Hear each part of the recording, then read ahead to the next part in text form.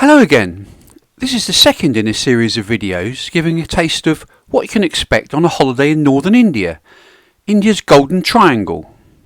This was filmed in early March of 2020, just as COVID-19 was becoming a serious threat around the world. This video covers our visit to Delhi. We came down the foothills of the Himalayas from Shimla by taxi. I'm glad I wasn't driving. There's a lot of bends in the road as you'd expect. There's also a lot of roadworks going on, and some stretches of the new dual carriageway road are open. We met cars coming the wrong way in the outside lane several times, and cows walking or laying down in the road. I wouldn't recommend driving in India. In fact, the last vid in this series will be a tongue-in-cheek review of the Indian Highway Code. If you don't want to miss that, please subscribe. We arrived at the railway station in a town called Chandigarh and found our way to the platform. Some of our party took advantage of the deluxe facilities while we were waiting. Before long, we boarded the Shatabdi Express, which took us back to Delhi.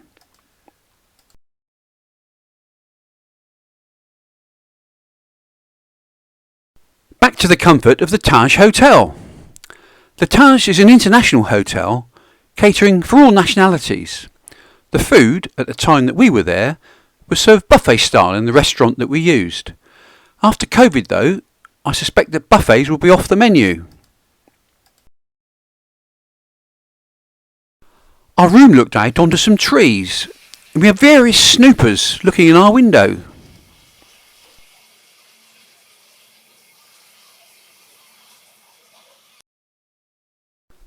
India, of course, is a country of contrast. Extreme wealth lives alongside extreme poverty.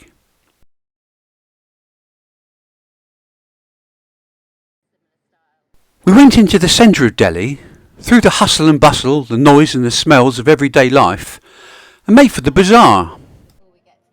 Here, life is very much tilted towards the poverty end of the spectrum.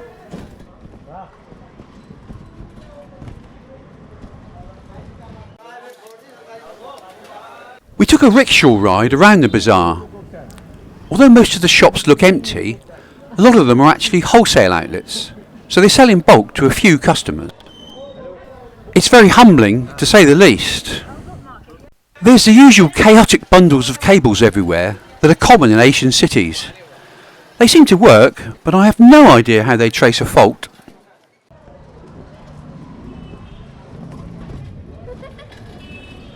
Our rickshaw ride ended up at the Jama Mosque. This is one of the largest mosques in India and can hold 25,000 worshippers in the courtyard. The mosque was built by the Mughal Emperor Shah Jahan between 1650 and 1656.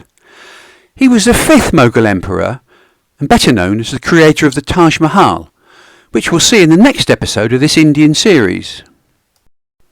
We then drove out to New Delhi, past the Red Fort, which was also built by Shah Jahan and was the Mughals' residence. When the British decided to move the seat of government from Calcutta to Delhi, the architect Sir Edwin Lutyens was commissioned to design a large area on the outskirts of Delhi, which became known as New Delhi. This was largely completed in the 1920s as an area of parks and large buildings, with wide roads and grassy roundabouts. The main government buildings are here, together with the embassies, the international hotels, the military, the National Museum and other public offices. Oh, and plenty of traffic. There's also a golf course that's so exclusive even the very wealthy Indians of Delhi are hard pressed to join. Memberships are passed down the family and rarely come up for sale. This is the Secretariat building, from within which India is governed.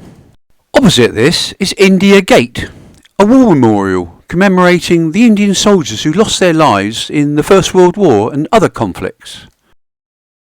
The Mughals, who were Muslims, ruled over a huge area of southern Asia, including northern India, for over 200 years. One of the important sites in New Delhi is Humayun's tomb. Humayun was the second emperor of the Mughal Empire, who ruled during the middle 1500s. At the time of his death in 1556, The Mughal Empire spanned almost 1 million square kilometres. His tomb was commissioned by his wife and was the first garden tomb on the Indian subcontinent. Its design set a precedent for subsequent Mughal architecture in India, including the Taj Mahal. It's now a UNESCO World Heritage Site. Although it's known as Humayun's tomb, a number of other Mughal emperors are also laid to rest here, as is Humayun's wife. Mahatma Gandhi was an Indian lawyer who trained in London. He was one of the leaders of the successful campaign for Indians' independence from British rule. At independence in 1947, the British Indian Empire was split into Hindu-dominated India and Muslim-dominated Pakistan. Religious violence broke out, and Gandhi undertook several fasts to try and stop the violence. Some Indians thought that Gandhi was too accommodating towards the Muslims, and one of these, Nathuram Godse, assassinated Gandhi in January 1948 by firing 3 bullets into his chest. This is Birla House, where Gandhi was staying at the time of his death. A simple room as you would expect. From here, Gandhi took his final walk to address the crowd that had gathered. It's a very sobering walk to follow in Gandhi's footsteps.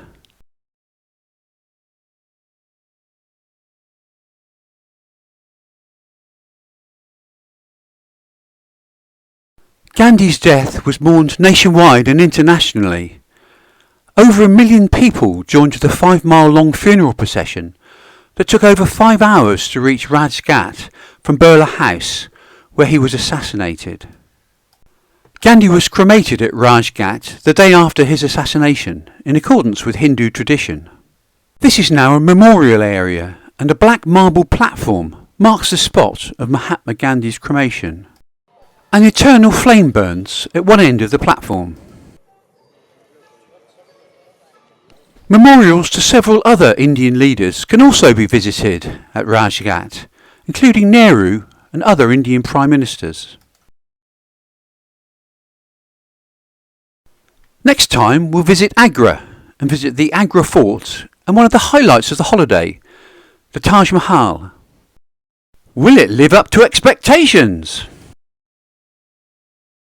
If you'd like to get a notification about episode 3, please subscribe to our channel. Thanks for watching.